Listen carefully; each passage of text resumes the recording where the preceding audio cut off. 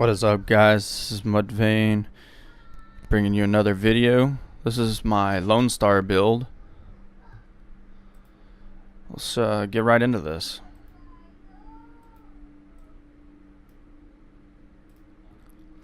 Alright, my chest piece. A lot of my stats are really bad. I got really low armors on several pieces, and this is the only chest piece that I got, and it did not have skill haste, so it had health on kill and enemy armor damage, and then so I had to run health. Obviously, I rolled health and firearms, and I got my roll as high as I could.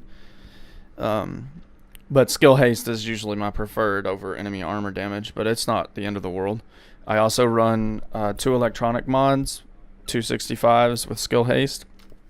Moving on to the mask, I got my Lonestar mask. It's decent armor. I'm running critical hit chance and enemy to damage to elites. I kind of like that because it's easy to do extra damage. And then I got firearms on it, and a firearms mod. It's a little low, but it has skill haste, and that's the main thing. Always trying to cap my skill haste as close as I can to whatever cap I have with the build I have. On my knee pads, I also have health rolled on it. I know a lot of people roll skill power or something else, but I really like health. Give me that extra toughness, just a little bit. I don't like running my mods with it, so I like my mods to have skill haste. So, but I have it ran for electronics. Got to get a little electronics in there. I like to be closer to 6,000 electronics, but 5791 isn't too bad. A little extra damage with that LMG is nice. I know a lot of people probably run this with 8,000 art firearms instead, but in a team matter, it'd probably be good to do that anyways. But moving on to the holster, I have skill haste. Obviously, I had to roll for that because I needed it. I didn't have it on my chest piece, and then all my rolls on my firearms electronics was decent. I don't know which ones of these I rolled. I think the stamina may have been super low, so I rolled stamina to maximize it as close as I can. I'm not real sure.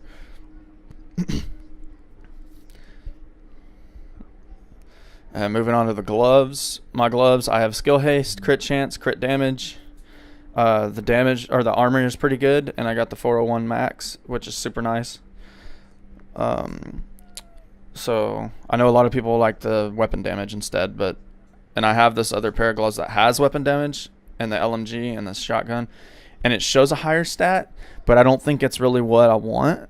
So I've been running the other gloves. I'm not sure which one's better or worse, but if you guys have any opinions on that, throw it down in the comments section below. I'd like to hear what y'all have to say. And I also have a shotgun pair of gloves, low armor. I really don't use full-on shotguns, but it's pretty nice if I ran it. Moving on to the backpack, I also have health. I don't like skill power here very often unless I'm running a skill build. And I don't need ammunition, so I just throw burn resistance on there. That's pretty nice. 1398, I haven't got my 1401 roll yet, so I will eventually. But the armor's, yeah, not bad. So it's, the max is what, 1350 something or something in there. For those of you that don't know, you get ammo capacity, LMG damage, shotgun damage, and then the 4-piece reload. Instead of reloading, you just holster it. So, and then 5-piece is more ammo, which you don't necessarily need, but it is nice with the LMG. They do use a lot of ammunition. And shotguns, which puts you somewhere around 20% base.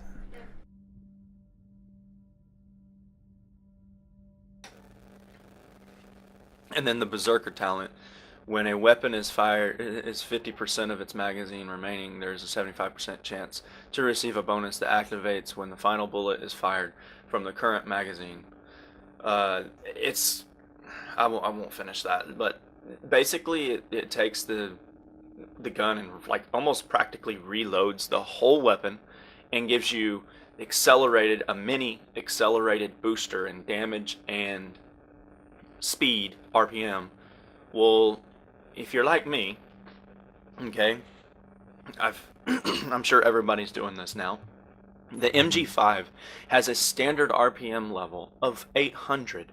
With a standard, I don't have an M60. I don't have it in here right now. With a standard M60, I think it's like 500 or 550 RPMs. I mean, that's okay. The Berserker talent with that is okay. It's not that big of a deal. But I mean, look at the damage on this gun. and my firearms is only 7255, and that's not including the 12% damage to targets out of cover. That's not including a pulse. It's not including a booster shot. I just feel, I feel like this almost gives you an OP feel. I'm not going to go around saying that it needs a nerf and blah blah blah blah blah. I'm sure they're going to look into that, and they're going to continue to watch the use of it compared to others. But we'll just have to wait and see, I guess. I use competent, prepared, destructive. These aren't the best talents, so to speak. I really think prepared.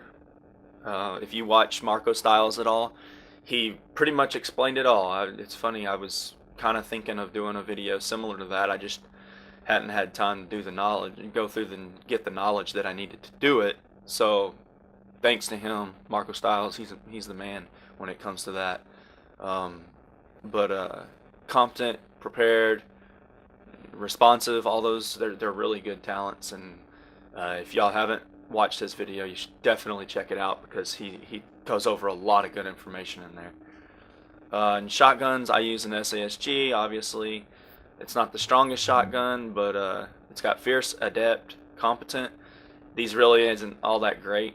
I'd rather have, I have another one somewhere, maybe on my other character. I mean, after all, I do have 4 of them. But a build more like this would be more suitable, and I do run this in PvP. But let's go over to my abilities. Since I'm wearing a 6-piece, once again, just like my final measure, I like to run overdose, so I love that overheal. I mean, I'm almost to 200k self-heal. I know it's weak on ally heal, so it's really crappy for team play, but it's strong enough to keep friendlies alive. My skill haste still is like 32%, I think. We'll check it out here in a minute. Obviously, I'm using that pulse during PvP or Dark Zone play, and then I jump to the Recon solo play. Talents, because I'm using the LMG, even though the NG5 is actually pretty good and pretty steady, I like steady hands. It really makes it simple. Even for a shotgun, it's really cool to just jump in cover and then boom, 10 seconds, you got a 25% reduction in recoil. That's pretty awesome. And then on the move, I probably could change that since I'm using steady hands, because if I'm using steady hands, I'm not going to get that. But I do try to move in cover a lot so I can still get it. Precision, just in case my pulse is down, especially when I'm not running 40% to 50% skill haste, my pulse is definitely down more often. 1 is none. Self-explanatory. Headshots, a hostile, 50% chance. When you got a bullet clip around 110 bullets, I mean, whatever extra bullets you can get to land on the face, I mean, that's a no-brainer to me. I mean, like I said, you can run whatever you want. If you'd rather run something like the strike back or critical save, I just haven't had a lot of luck with the critical save. You die so quick by the time you get to that last segment. If you're not preemptively popping it, it'll never work in time. It's like the game just lags just enough, just a second or so in reaction to what you do, that you always end up dying to it. Alright guys, I'm going to show you a little footage from some PvP and some PvE. We're going to start off with the PvE. This is Lonestar 6-piece, so I mean, it's kind of built for both if you set it up right. I think my build's a little stronger in PvE than it is PvP. Some of my stats aren't optimized really, but this is my build. Thanks for watching, guys. Please like and subscribe, and we'll see you on the next one.